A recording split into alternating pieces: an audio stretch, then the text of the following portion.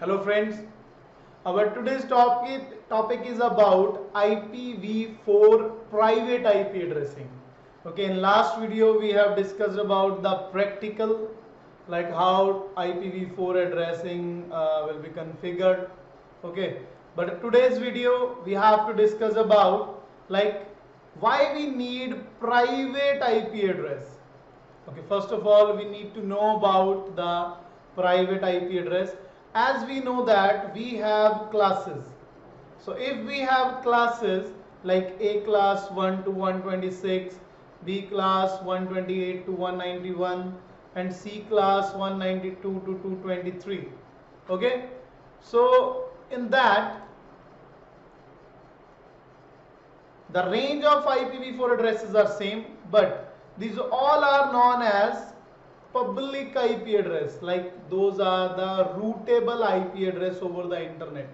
So the private address range is from A class is 10.0.0.0 to 10.255 to 55 to 55, and 172.16.0.0 to 172.31 to 55 to 55, and from C class 192.168.0.0.0 to 192.168 to 55 to 55.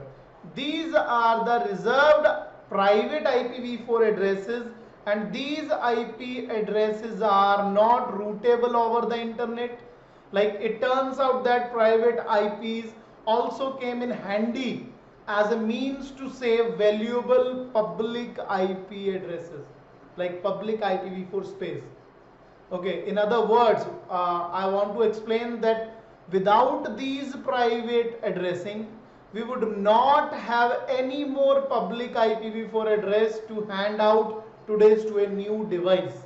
Yes, we have subnetting options, we have a NAT options also, but in any cases, private IPv4 addresses go a long way because they can be used by many, and many different peoples, many businesses, many devices are used with this.